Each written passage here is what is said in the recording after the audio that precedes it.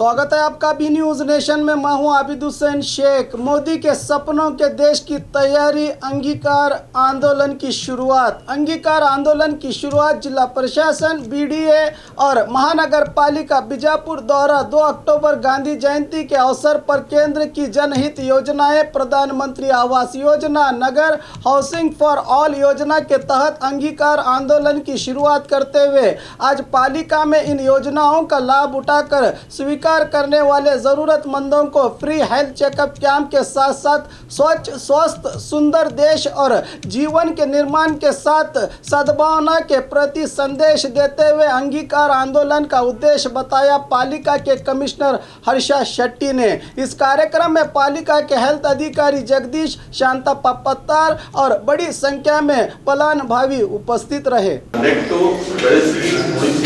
ಪರಿಸರವನ್ನು ಬೆಳೆಸಬೇಕು ಅಂತ ಹೇಳಿ ನೀವು ಆಂದೋಲನದ ಮುಖಾಂತರ ನಾನು ಬಹಳ ವಿನಂತಿಯನ್ನು ಮಾಡ್ತಾ ಇದ್ದೀನಿ.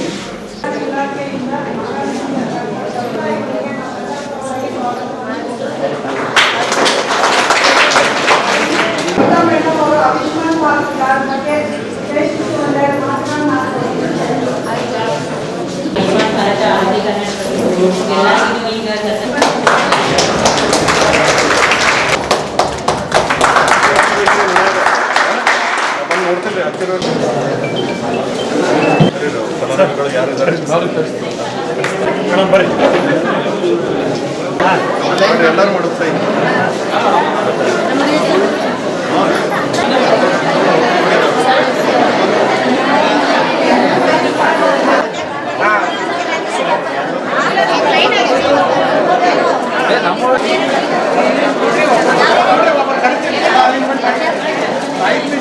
ಮಾಡ್ತಾರೆ. 1.5 ಲಕ್ಷ ಅಂದರೆ 1 ವರ್ಷದ ಅವಧಿಯಲ್ಲಿ 1.5 ಲಕ್ಷ ಅಥವಾ 30% ಅಂದರೆ 30% ಎಷ್ಟು ಖರ್ಚಾಗಿರುತ್ತೆ ಅದರ 30% ಅಷ್ಟು ಸರ್ಕಾರನೇ ವೆಚ್ಚವನ್ನು ಮಾಡ್ತದೆ. ಸೊ ಇದಕ್ಕೆ ನೀವು ಎಲ್ಲರೂ ಲಾಭವನ್ನು ಪಡ್ಕೋಬೇಕು. ಈ ಕಾರ್ಡ್ಗಳು ನಮ್ಮ ಸರ್ಕಾರಿ ಆಸ್ಪತ್ರೆಗಳಲ್ಲಿ ಸಿಗುತ್ತೆ.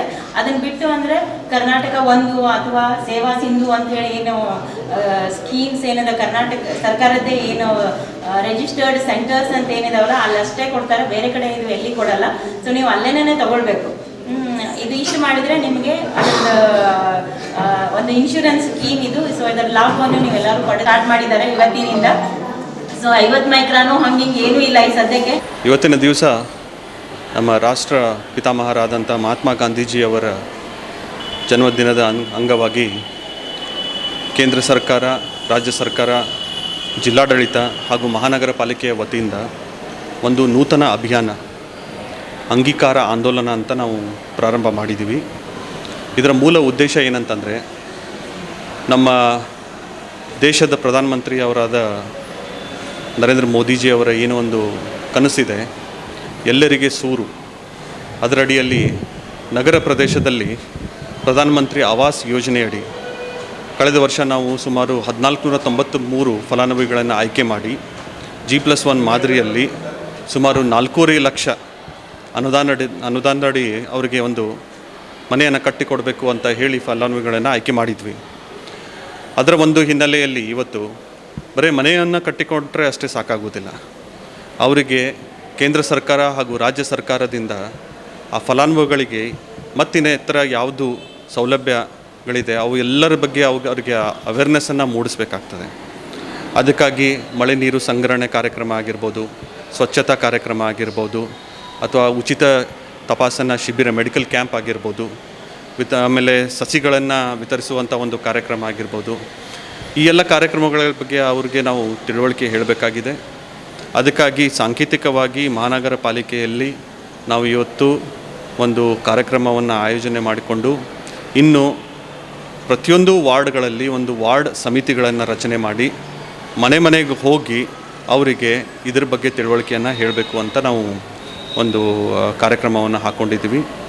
ಇದಲ್ಲದೆ ಕೂಡ ಈಗ ಸಾಕಷ್ಟು ನಮ್ಮ ನಗರ ಪ್ರದೇಶದಲ್ಲಿ ಡೆಂಗು ಏನು ಹರಡ್ತಾ ಇದೆ ಅದನ್ನು ಹೇಗೆ ತಡೆಗಟ್ಟಬೇಕು, ಆಮೇಲೆ ಆಯುಷ್ಮಾನ್ ಭಾರತದ ಯೋಜನೆಯಡಿ ಅವರಿಗೆ ಹೇಗೆ ನಾವು ಮೆಡಿಕಲ್ ಒಂದು ಹೆಲ್ಪನ್ನು, ನೆರವನ್ನು ಕೊಡ್ತಾ ಇದ್ದೀವಿ, ಅದ್ರ ಬಗ್ಗೆಯೂ ಕೂಡ ನಾವು ತಿಳುವಳಿಕೆ ಹೇಳ್ತಾ ಇದ್ದೀವಿ. ಅದಕ್ಕಾಗಿ ಇವತ್ತಿನ ಕಾರ್ಯಕ್ರಮವನ್ನು ಆಯೋಜನೆ ಮಾಡಿದ್ದೀವಿ. ಈ ಒಂದು ಕಾರ್ಯಕ್ರಮದಡಿಯಲ್ಲಿ ಎಲ್ಲ ಅರಣ್ಯ ಫಲಾನುಭವಿಗಳು ಭಾಗವಹಿಸಿದ್ದಾರೆ. ಅವರಿಗೆ ಈ ಒಂದು ಸಂದರ್ಭದಲ್ಲಿ ನಾನು ಅಭಿನಂದನೆಗಳನ್ನು ಹೇಳಕ್ಕೆ ಬಯಸ್ತಾ ಇದ್ದೀನಿ. Thank you.